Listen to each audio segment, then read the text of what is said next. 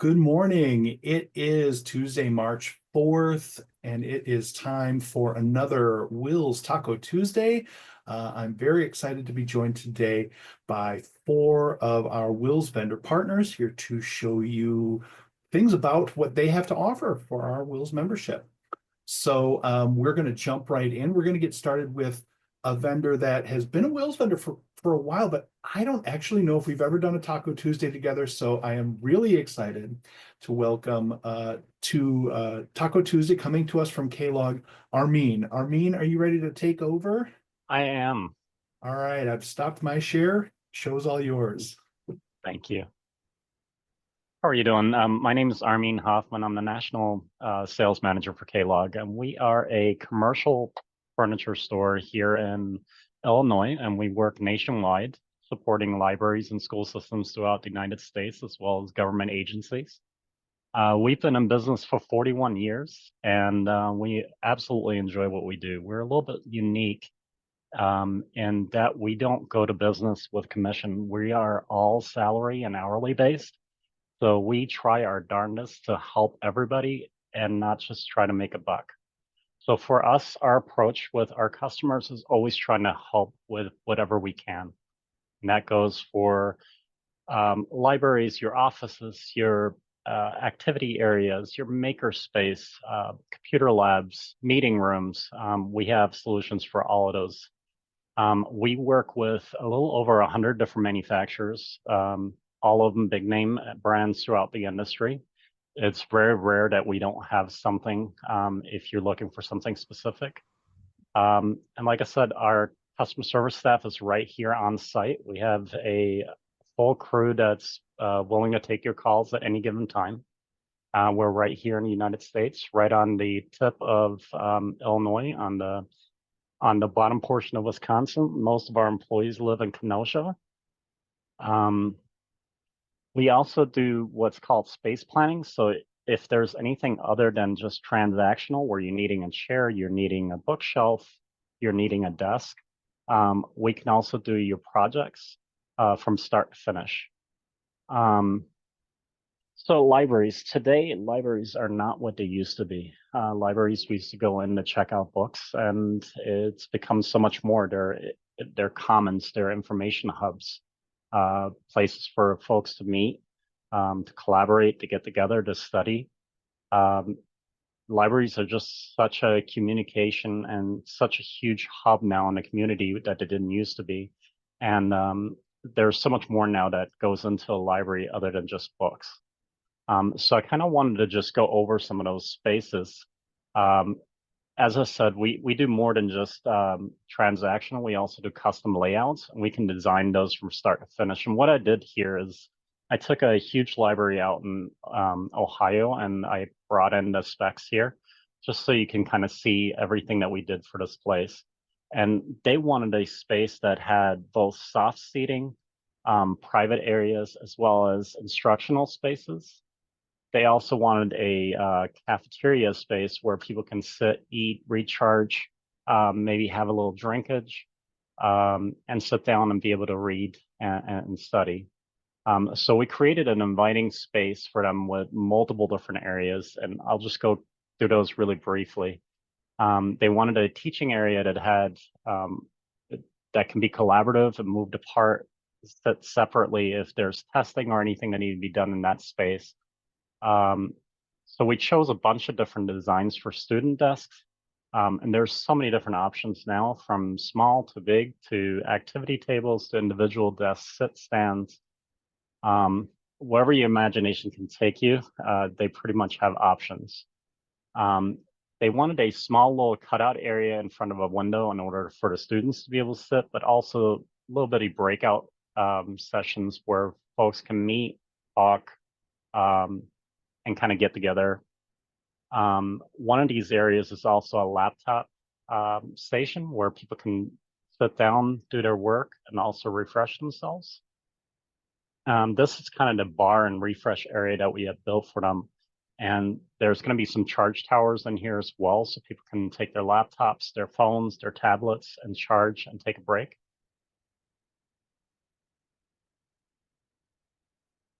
And this right here is kind of unique.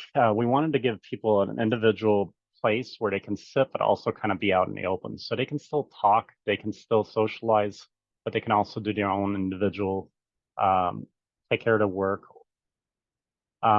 In here, we also have a makerspace, which is becoming more and more common, especially with robotics, Legos.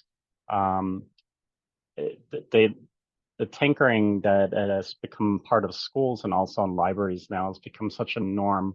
My daughter, for example, she constantly has the 3D printers and she's printing all these things, and they're now including those in the libraries and common spaces as well. So I wanted to make sure you knew that we also have that furniture available for you as well. Um, we also deal with small reception areas, training areas. So whatever you can think of as far as that goes. We've done glass rooms, individual rooms, um, and a bunch of different designs. There's way too many to even show. I also wanted to highlight that any kind of office or lounge reception areas, we can also furnish from start to finish. If you want something that's custom completely to you, or also something that's prefabbed, we can do that as well.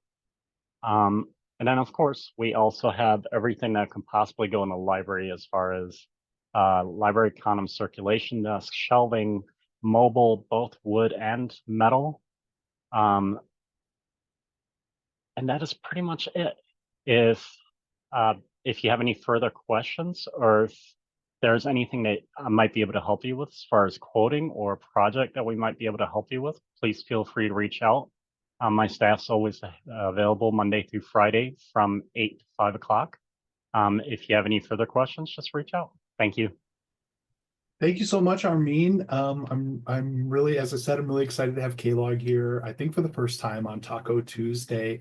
I know that many libraries are doing just what you described. They're kind of re-envisioning their spaces, thinking about how they can best use the space they've got, or if they're lucky enough to get new space, they need to furnish it or design it. So please do reach out to Klog. Klog is a WiLS vendor partner.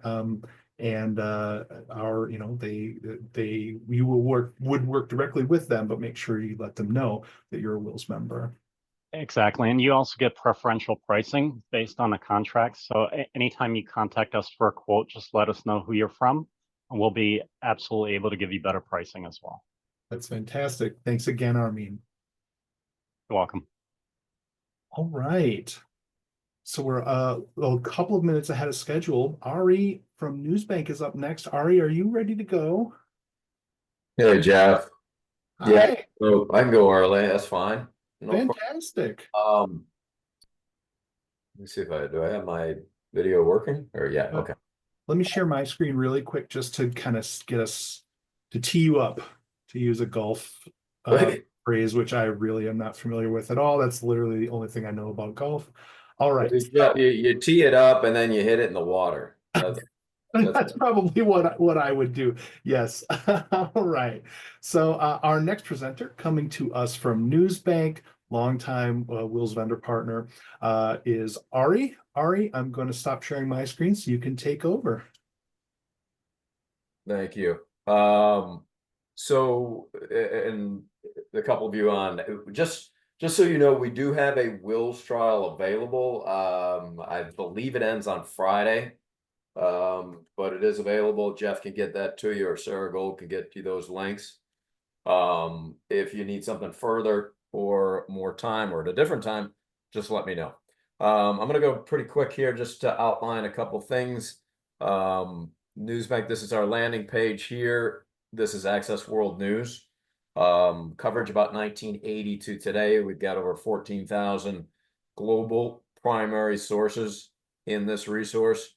Suggested topics, we've kind of enhanced, maybe since some of you have seen this, research trending issues are outlined, put up front for your researcher, updated monthly with something unique to this month. As you can see, it's Women's History Month. I did not know that. We have a Today in History, which is kind of neat. Just every day you can see what happened in history to that day. Trending issues, these will be pretty consistent. Our AI, obviously hugely researched.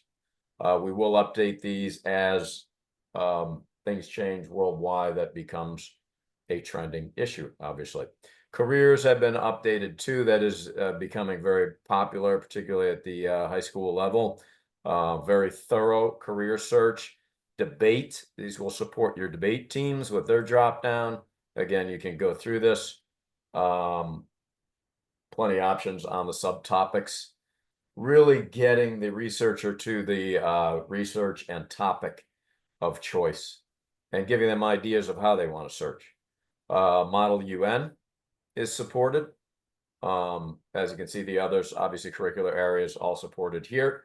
A to Z source list, we have full text documents, we have image edition documents, all here. I'm going to show you a new image edition that we've added recently. If you type in, let's say, Wisconsin, so we'll get you some of the sources from Wisconsin with Wisconsin in the title. So here's AP out of Wisconsin, and here the format will either be full text or image. Typically full text, including web content, blogs, very local content. We have the Badger Herald from the University of Wisconsin. We have these other sources with Wisconsin in the title, as I mentioned. University of Wisconsin, Eau Claire, Stout, Milwaukee. So really kind of unique stuff that we provide. Wisconsin State Journal, as you can see, we have the full text and we have the image. If it says image, we're going to give you the entire paper or source, front to back with images. I'll show you what that looks like. We can create quick tabs for the important sources that you want up front for your researcher, so they can quickly, don't have to go through a couple steps. They'll have a quick tab. Here is the entire paper of the Wisconsin State Journal. You can thumbnail it page by page. Go page by page here. You can download into Google Drive, share to a folder, go into Classroom. Citation, we work with all the major tools, as you can see. Clip, you can take a clip out, a photo. You want to see a Badger dunk or a weather or an article, just simply take it out. If you wanted to create a download into a PDF, it's very simple. I can do that real quick. Add your citation, download.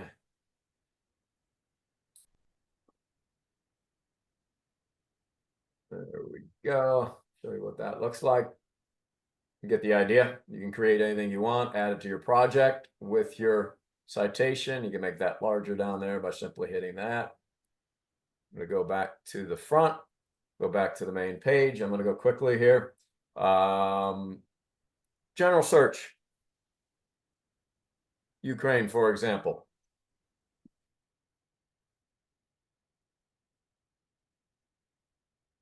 You've got over 10 million results. What do we do with all those results?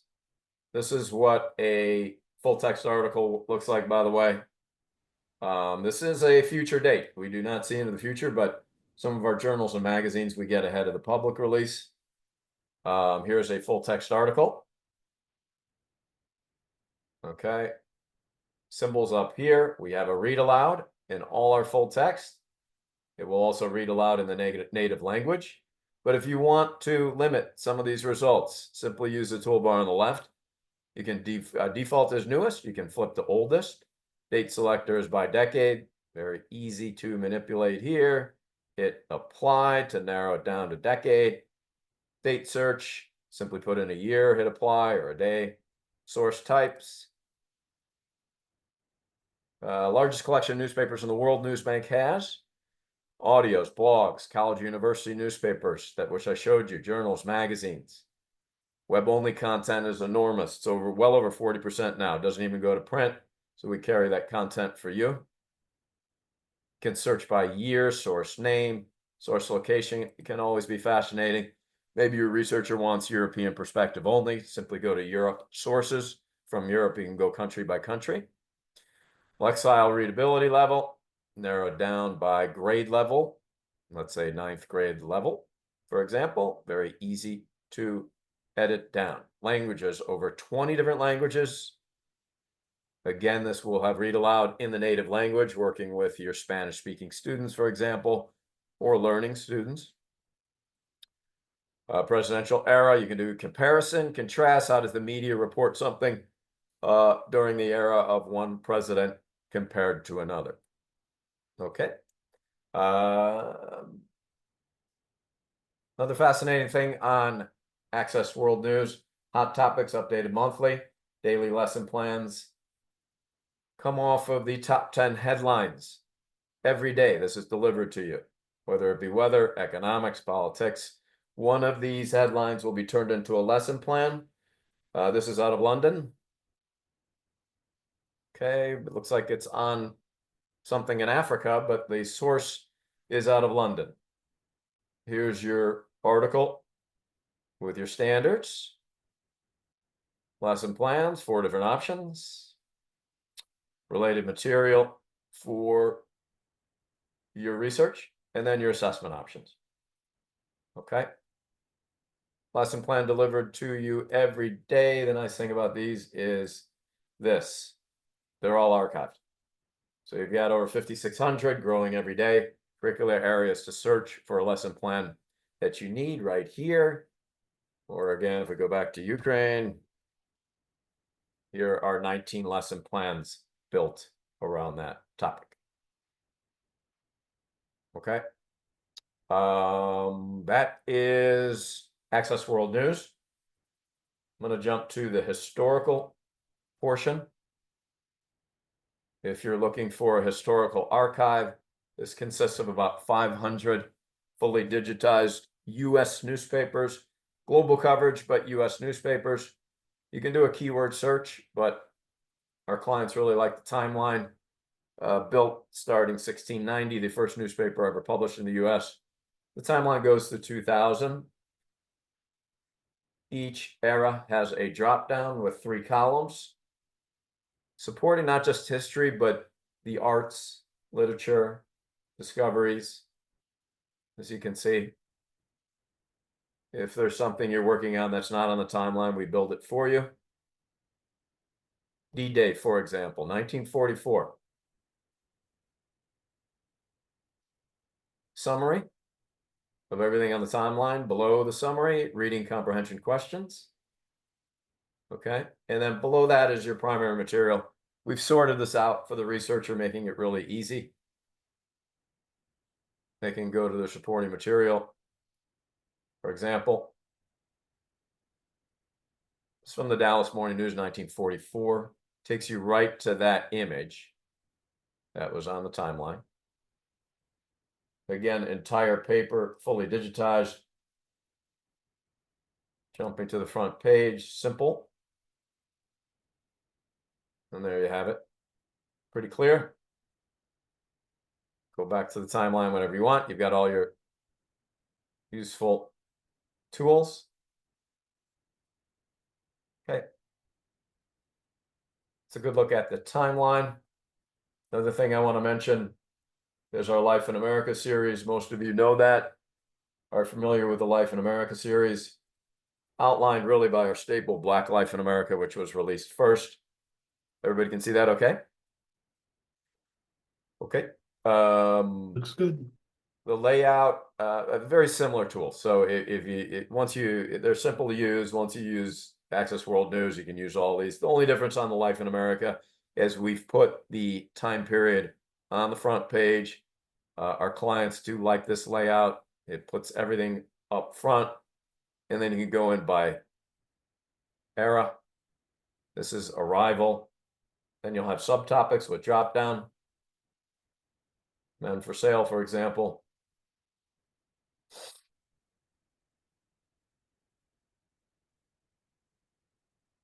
So as you can see, same tools here. I'm going to scroll over. I'm not going to go in. You can do a quick preview. This is actually classified ads, so kind of shocking. Primary material, but that's the idea. Okay. Black Life in America. One new Life in America. After Black, we released Hispanic, Asian last year, and Indigenous is brand new. It's only about a month old. Very thorough. I should mention that the Life in America, the dates, the first recorded coverage is about 1704 on all of the Life in America by the media. But its coverage is all the way through today. So it keeps it very current. Here's the layout. Same layout, just completely specific to the indigenous experience.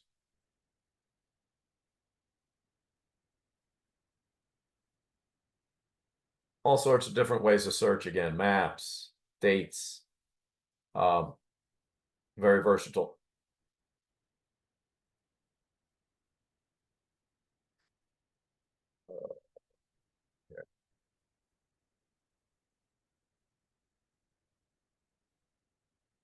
All right, now that you've gotten a look at my desktop too. Okay, that's really it. I just wanted to go quickly. Hopefully that was good for the recording. Are there any questions for the people in attendance? I haven't seen any come in, but anybody who's here live, do feel free to throw a question into the chat panel if you've got any. Also, we will for sure relay any questions we get after the fact to Ari or to anybody else if you've got questions that occur to you later on. Thank you so much, Ari. All right, Jeff, brats on me since we made it to lunch. So Great right. job. All right, thanks. Talk to you. We're glad to have you. Oh, okay. I'm going to just flip over to my screen very quickly just to set up our next presenter. All right. Returning to us for another Taco Tuesday. I think you've done at least one more. Yep. Is Shilpa coming to us from Scrible. Are you ready to take over? I'm ready. All right. We're ready to see it. Awesome. All right. Hi, everybody. Hope you're having a good day so far.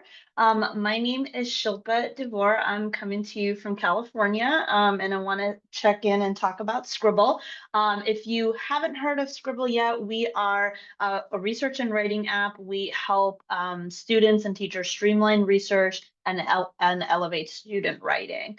And the most important thing to know about me is that I am first and foremost an educator for many, many years. I was a history and humanities teacher, both at middle school and high school level. And I was a principal as well. And so I've actually used Scribble in my classroom. So I'm coming to you not just as a company representative, but also as an educator and practitioner in the classroom. I'm really passionate about just making sure students have great critical thinking skills, and especially in the research and writing process. So you can always contact me after today's presentation if you're interested in just learning more about Scribble, getting more of a product demo, or if you want to try it out or pilot it out at your district. All right, so I wanted to start off by just saying we are already loved and known in some different schools and districts in the Wisconsin area. So Menominee Falls, St. Francis, Veraquat, Madison Country Day are just some of the districts and schools who already use us. And so happy to also connect you with anyone, who can give you a testimonial about what it's like to use Scribble firsthand at their school. So we'd like to always start by talking a little bit about why Scribble, why even think about us, right? And so first and foremost, there is definitely a big research and writing skill gap in the United States across the board. 60% of high achieving and even well-resourced secondary students really struggle with research skills. About 3/4 of 12th graders do not write proficiently enough to be successful at a post-secondary like community college or four-year institution. And a lot of students actually say that they've never were given the opportunity to even write a paper more than 5 pages, in high school. And so a lot of our students are just ill prepared. And, this is through no fault, I think, of educators. I know a lot of educators work super hard, myself included, to try to make sure that students are equipped with these skills. But research and writing is really complex. It's a tough thing, right? It's many tasks, requires multiple apps. It can be incredibly process intensive and time consuming. I know firsthand working with students, it's really hard for them to stay organized. And as an educator myself, it was extremely hard to just like make sure I had access to and was able to assess and give feedback to students at every step along the way. So, students are doing all sorts of things, right? They're having to curate their sources or organize their research. They're having to hopefully annotate them, read them, make sense of them. They have to be able to know how to cite them, and they have to be able to organize their ideas, hopefully in some kind of outline, actually write their drafts, collaborate with their peers, get feedback, and edit. That is a lot of things to do. And so what we like to talk about with Scribble is that we are a writing platform for students and teachers. And so one of the biggest benefits to using Scribble is that students have one workspace versus many different apps to curate all their sources, annotate their evidence, and cite their sources. And you'll see a picture over here up on the right-hand side of the screen that shows an example of what it looks like to have a digital source online and actually annotate it using Scribble's toolbar. And I'll talk a little bit, I'll show you kind of real time what that looks like, but keeps track of all of their annotations, and we automatically grab citation information as well, so students don't have to search for that. It also helps students really organize their work, helps them build their bibliography, create their outline, and actually write their paper and get feedback. So what you're looking at here is an example of a student library in Scribble for a particular assignment. And so you'll see their library has a number of tabs, one being their sources tab, keeps all their sources in one place. Another tab holds their annotation, so everything that they've highlighted, everything that they've commented on, their bibliography, which they can generate with one click, super fast, super easy, and also automatically formats it correctly for them as well. And then a tab where they can write their outline, do all of their pre-writing, and bring in evidence from their annotations easily.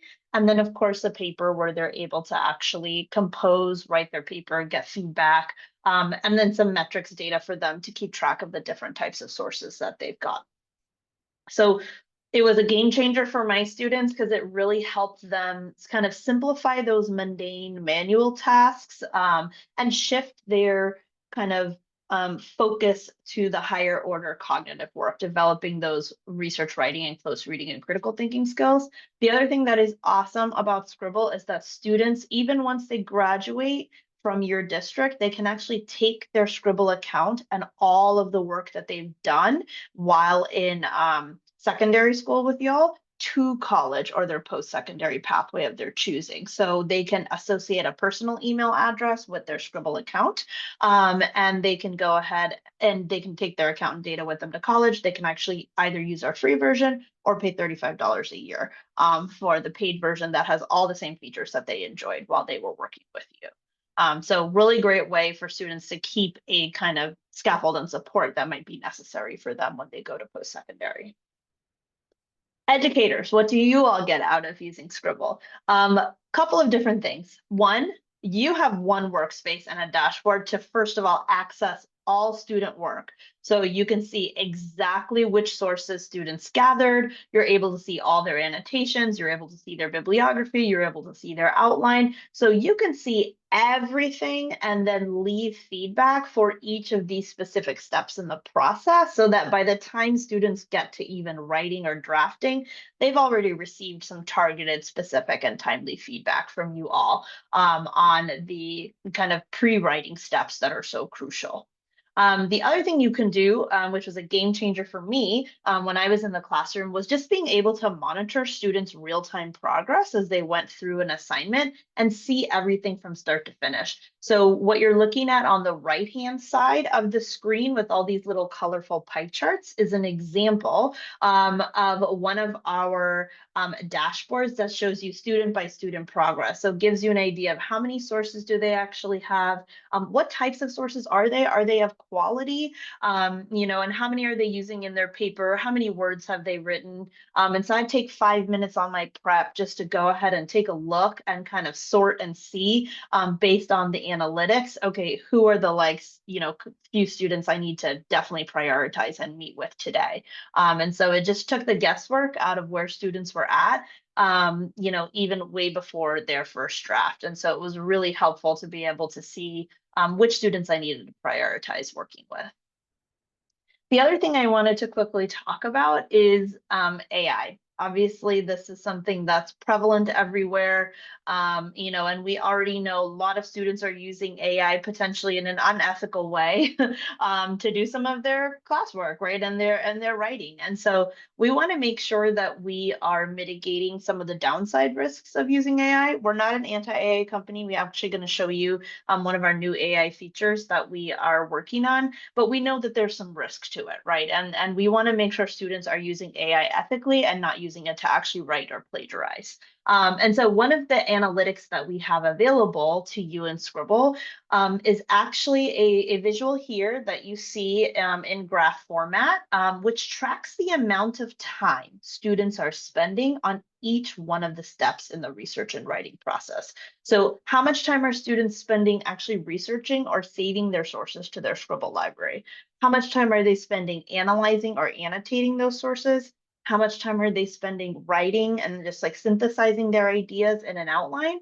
And how much time are they actually spending writing in their document? And so you can see over the whole length of an assignment where students have been, how much time students have been spending on each of these. So really easy to kind of track student effort along the way. And so if you're seeing nothing and then all of a sudden a big spike at the end of blue, which indicates writing, that's a potential copy and paste job out of ChatGPT, right? And I know so many of the teachers who use Scribble say as soon as students know that we have this type of data, I'm not even concerned about AI plagiarism anymore because there's no way that you can fake this, right? This is about showing educators your process of getting to your final paper and not just your final paper. So really shifting our assessment from the paper to the process of writing. And it just becomes a lot easier for students to be ethical. And this can really be instructive versus punitive, right? You can actually also use this to give some formative feedback along the way. Like, hey, Johnny, I see that you're spending a ton of time researching and saving your sources, but just not a lot of time analyzing or annotating them. Like you need to spend more time on that, right? And so shifting from just trying to kind of play gotcha at the end with the final paper and instead really seeing how they're apportioning their time throughout the entire assignment. Okay, so that's a quick overview of Scribble. I'm going to hop into the tool really quick so I can just show you a couple of the awesome things that you can do. So show here, this is a student kind of facing version of Scribble. So this is an assignment library for a particular assignment. Their argumentative essay here, this one is about exploring the role of artificial intelligence and shaping the future of work. And you'll see the different tabs that I mentioned as I went through. First tab is their sources. Second tab will be all of their annotations, which are searchable. And then their bibliography, as well as their outline, their paper, which will pop up here in a second, as well as this metrics tab that shows them a lot of different visuals on the types of sources that they have. So how do you get a source into your library? Two different ways that can happen. You can upload a source here. Whoops, sorry, I don't know why that just happened. That was weird. Let me go back to that. Sorry about that. You can go ahead and upload a source here. Or if you're just doing a Google search, or if you're accessing a database, any database works. We are compatible with all of them. I'm just going to show you for the purposes of doing like a Google search. I did a quick Google search, got to this article. And right up here at the very top, you'll see this little S icon. This is our Scribble web browser extension. Takes 2 seconds to install. And I'm going to go ahead and click on that. And once I've clicked on that, 3 things have actually happened. One, this source has now been automatically saved to my assignment library. So if I go back to my assignment library, you'll see right here, the very first source is the one I just clicked on. So that's automatically been saved. No more students like losing their sources. The second thing we've done is actually automatically grab as much of the citation information as we possibly could about this source. So we'll categorize the source for them, article title, all of this good stuff. And we'll automatically format a citation in whatever format you would like. We have MLA here as a standard, but you can use APA Chicago, a bunch of different styles. And anything that we couldn't find, we highlight in pink, and that'll be an indication for something that students should review before they actually add this to their bibliography. So we grab all the citation information, and then we overlay our toolbar, annotation toolbar on top of this source, and now this source is ready to be annotated. And you can do tons of different things here. I'm going to show you one that's kind of already annotated just for the sake of time. We've got highlights, comments, underlines, a lot of different things you can do. If you notice when I click on this highlighter, you'll see a ton of different colors. And there's also little key symbols on some of those colors. These are called annotation keys, which teachers can pre-program for students. So if you want to ensure that all students are really, reading and annotating with a purpose, you can provide this scaffold for them. So a color can stand for anything that you would like. Maybe yellow is the claim or the thesis of the article. Maybe green is the different supporting evidence the article does. Maybe blue is a counter argument. In this case, the annotation keys are a little bit more topical. They're about the different potential arguments that could surface in any research. So a lot of different ways to use that. If you highlight using an annotation key, for example, like this one, you'll notice there's a comment here, as well as the actual highlight. And what that will do is this will actually tag this annotation with that annotation, with that key. So this one is already tagged as productivity. So when I go back to my annotations tab, if I want to search later on and say, okay, I know I highlighted some different arguments for productivity and examples, what were they? I can go into my annotations, search by the tag, hit enter, and I'll get all of the things that I've tagged just productivity. And I can go back and open up these articles, and it'll take me exactly to what I've highlighted, to kind of remind myself. So really easy way to keep track of all of the different things that you're reading as you go through these articles. Another thing you can also do with our annotation toolbar, we have some great assistive features. You can have the text read aloud to you. You can also translate chunks of passages or words, and they can translate from many different languages to different languages. And then we also have a definition function as well. So if students are reading something and they're not sure what something means, they can highlight it and it will define it for them on their own. So a lot of different things you can do here as if you want to assign also as a teacher, if you wanted to assign maybe a group functionality, something where a bunch of students together are working on and reading and annotating one article, all of their names will show up here under contributors, and you'll actually be able to see who did what. Like, did someone actually make highlights? Did they make comments, etc. So also a really good way to kind of monitor group work if you're trying to do that. One other thing I'll just show you really quick. There's so many features in here, but I'll keep it brief just because of time. One thing I want to make sure that you all know is how easy it is for students to create their bibliography. So what you can do is just simply click Add from Sources on the Bibliography tab. We'll see this is the very first source that I just added to my library. And then all I need to do is just click the plus button, and then boom, it's there, already correctly formatted. And if I want to edit the citation information, I'll just click on the quotation marks, it'll pop up, and I can go ahead and type whatever I would like.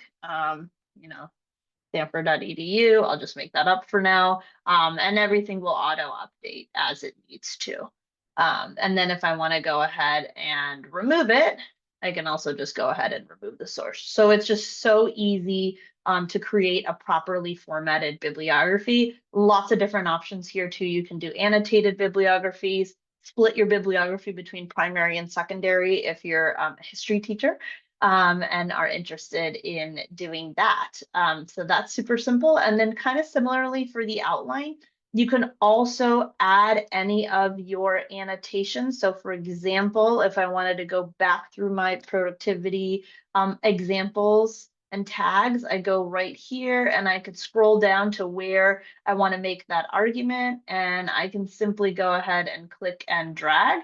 And it'll go ahead and add that quote into my outline, and it'll also even be properly parenthetically formatted as well, cited as well.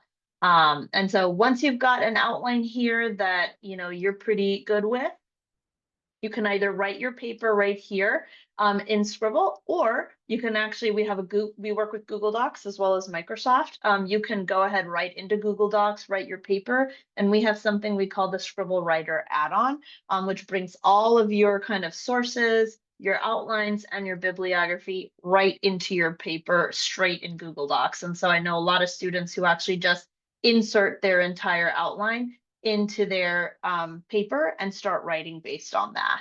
And then we'll automatically include your works cited page at the end, and it'll be properly formatted as well. So a lot of really awesome, great time saving and just like great things that students can do to really enhance their research and writing process. And from a student perspective and from a teacher perspective, all of your analytics and things are housed right within your assignment. So you have your overview of your assignment. You've got student progress where you can see all of your student data, as well as an overview of how the class is doing as a whole. And if you're interested in going a little bit deeper into your students' libraries, you can click on a student and you'll be viewing their entire library as a teacher. And these are where you can also leave feedback messages as well. Okay, so very quick demo. I know I just went through a lot of information. Hope you all followed most of that. I'm gonna go ahead and wrap up here with just a few things. And then if you want more information or a more in-depth demo, please contact me.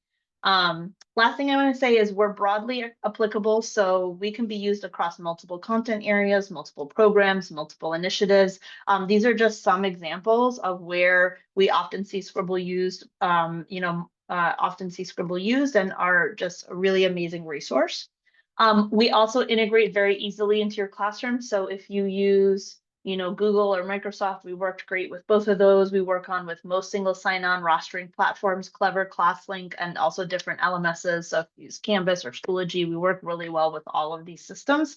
And it's super easy to set up and integrate.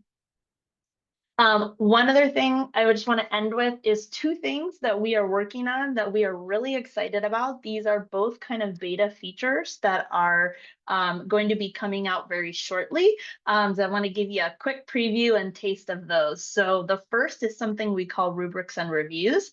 This is intended to help students once they've actually got a written draft of something.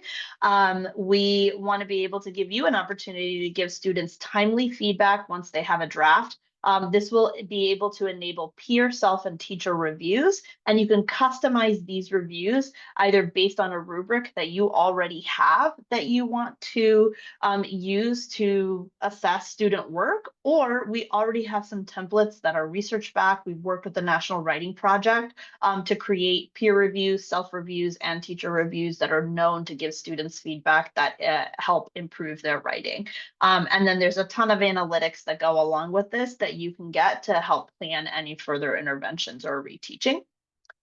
The other one I want to talk about briefly is called Reese, which is our new AI research assistant. Earlier in the presentation, I mentioned we're not anti-AI. We really believe in the power of AI to do good as long as there's guardrails around it. And so Reese is what we call our AI research assistant. It's a generative AI chatbot. It will live right in your Scribble library. Teachers can choose when to turn it on, when to turn it off, so it's not something permanent that's always there. And it acts really as a research assistant. It will interact with just the sources that are in a student's library. So unlike ChatGPT, which will look at everything that's out there. This is a bit more of a walled garden approach. So you use it only to interact with the sources that are here. And so students can ask it questions, to help summarize, to help compare and contrast, to help just like understand a lot of the research that they have. It won't generate a paper for you. It won't do the thinking for students, but it is a helpful resource to help students kind of work through their different sources. And we've added a ton of features here. Students can actually save responses, and we made them citable as well. APA, MLA, and Chicago have guidelines to ethically cite AI, and we've abided by those. And so you're able to save responses and actually cite them in your paper very easily in Scribble. So ton of different things still coming down the pike, but I wanted to share those two things because we are very, very excited about those. Thank you, Shilpa. Always so great to see what Scribble's doing and the way that it can really enhance and support the teaching of writing and the work that our students are doing in the classroom and in the library. So thank you so much for joining us. Thank you. Take care, everybody. Have a good day. All right, that is going to bring us to our fourth and last presenter for today's Taco Tuesday session. We've got a crew joining us here from WiLS vendor partner Gale, but I think Paul is going to be doing most of the presenting, but feel free to jump in others as necessary. But I'm going to be quiet so that Paul can take over. Thank you, Jeff.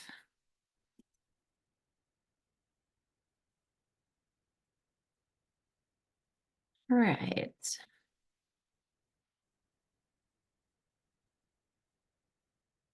And can you see my screen?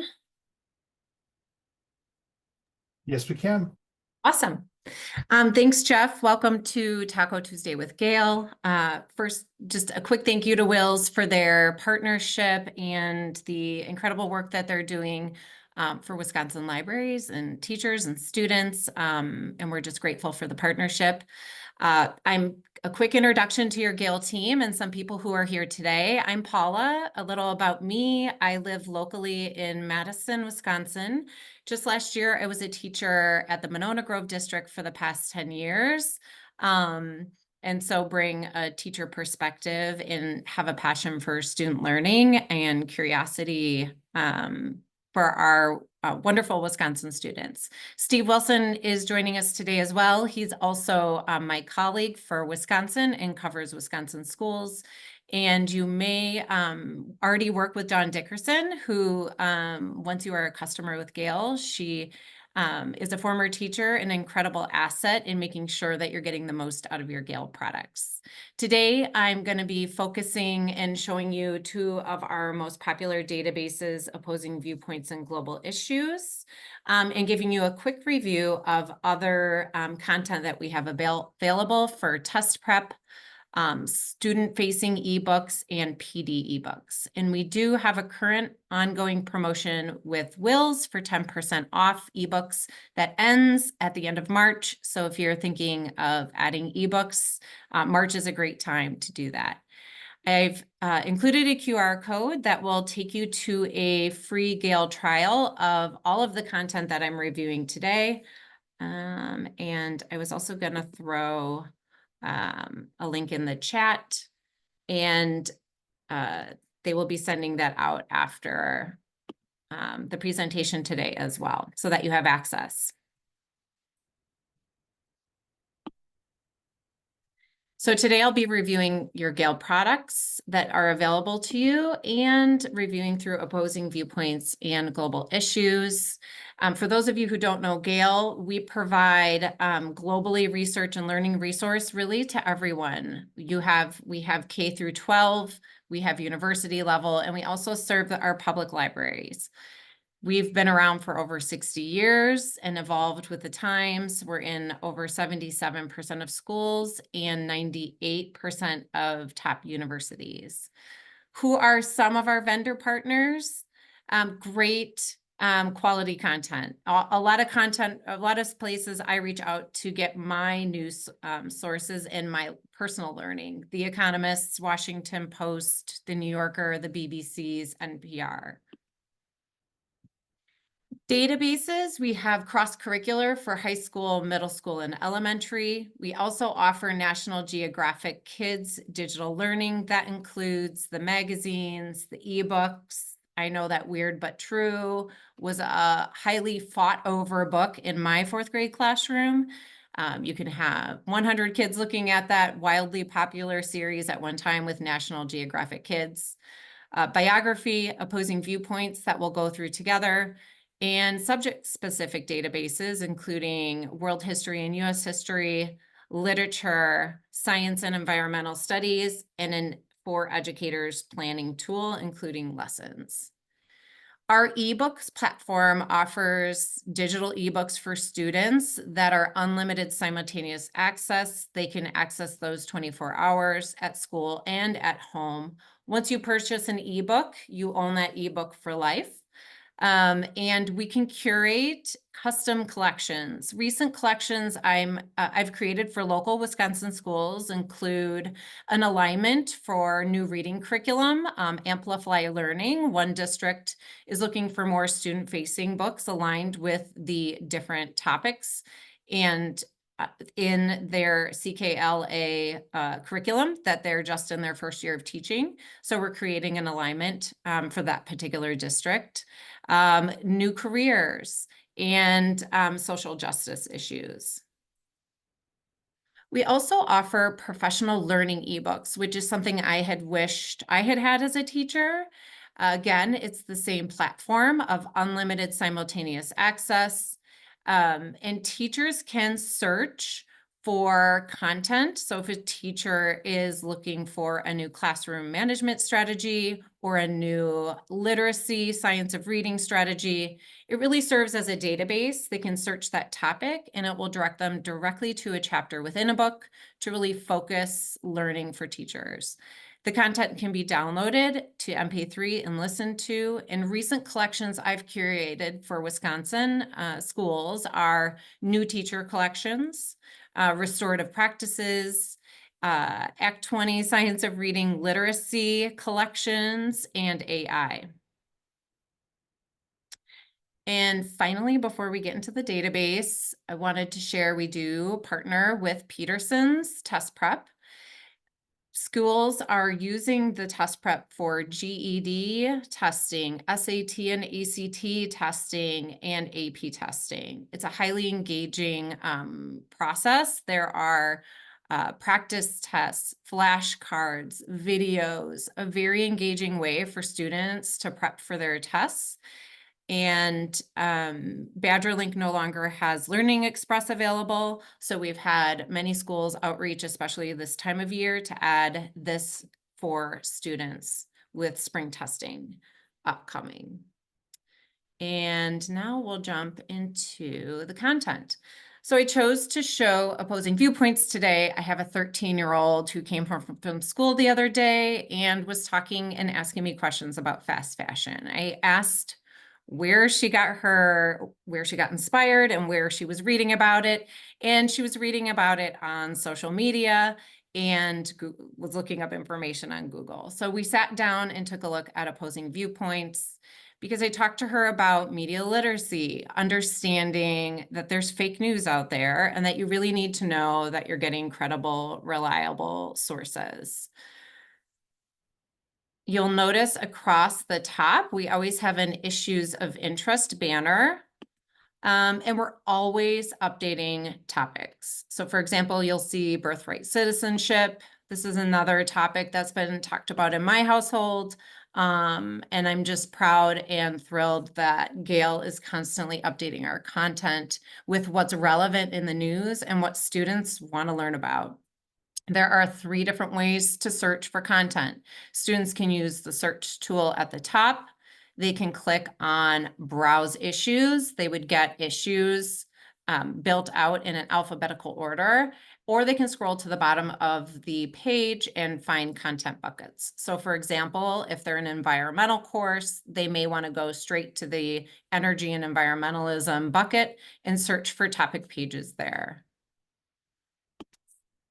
So we were talking about fast fashion, and as you notice, as I type the word fast into the search tool, you'll notice that fast fashion shows up with the words topic guide and a small icon. This means that Gale has built out a topic page for this topic, and I would highly recommend you guide students towards those topic pages if they fit what they're looking for, because students will get a really beautiful student-facing page that gives them a reference article to build background knowledge.